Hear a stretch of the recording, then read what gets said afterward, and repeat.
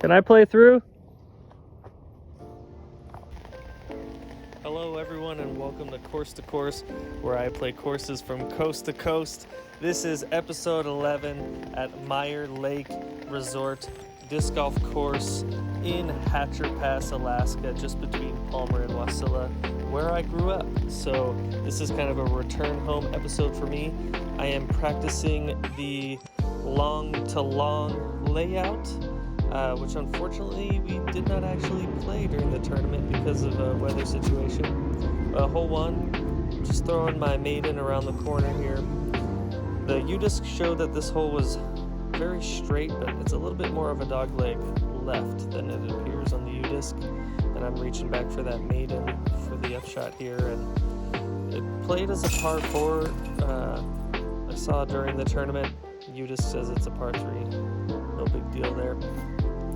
Hole 2, pretty straight shot as well. During my practice round, these white baskets were a little bit in the way, but they were removed during the tournament rounds when we played to the blue baskets. So thank you to the course crew for that.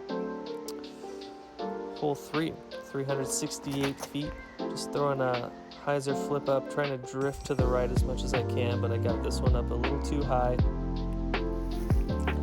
And we fade out about pin high left in the basket, slightly short.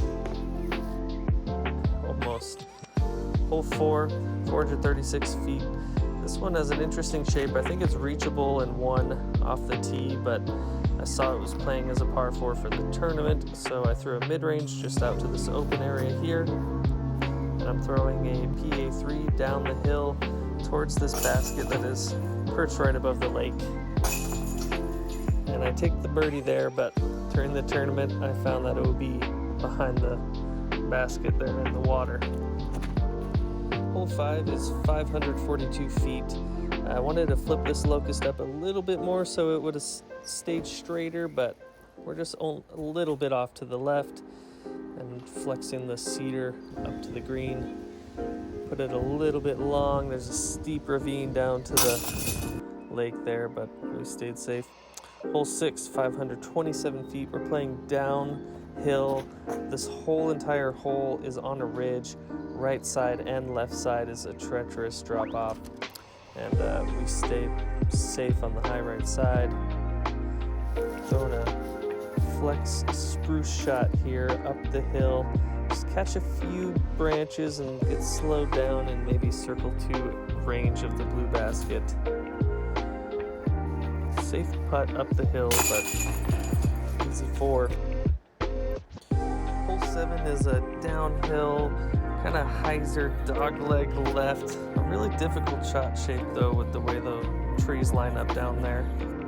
Just threw a pushing hyzer with my Comet here and kind of just didn't get left enough, but there really isn't enough space to get left. This is a tough one. Eric McCabe, if you see this, please let me know how to birdie that hole. Hole 8, the goal on this one is almost ace the white basket, miss it, go way down the hill, and end up somewhere near the blue one, and that's what we did here. And we make the circle 2 bid. Hole 9, 217 feet, double stacked basket. I'm throwing the Comet from a standstill. No need to get fancy with the footwork off the tee here. Just chuck it down, don't hit first available, and you'll be all right. That's right, short guys like me, we can make putts in elevated baskets, but getting the disc out, that's another story. Hole 10, 321 feet. I feel like this one plays a bit further. You kind of want a pushing hyzer on this one as well, and my locust, this is my flippier one, and it does what it does. Turn to the right a bit much. Now on this approach shot, you can see the basket there on the right. I left it short, and then it rolled down the hill, and I'm somehow like 30 feet long, but we make the putt, no problem. Hole 11, 399. This is a tough shot where the fairway slopes to the left the whole way, and yet you need to get up to the right. I feel like a forehand is the ideal shot here, but I just did the hyzer flip D3. gave myself a circle 2 chance, but we took the par. Hole 12, 297. This one's just a straight shot where the disc fades at the end. We're throwing the spruce. Just go over the white basket and get into circle 1 of the blue. Hole 13, 571. This one was a par 4. We're throwing the spruce down the hill, trying to keep it straight as long as possible, not get too far to the left.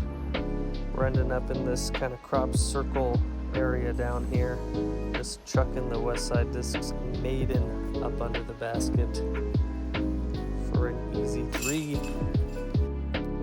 Hole 14 is 342.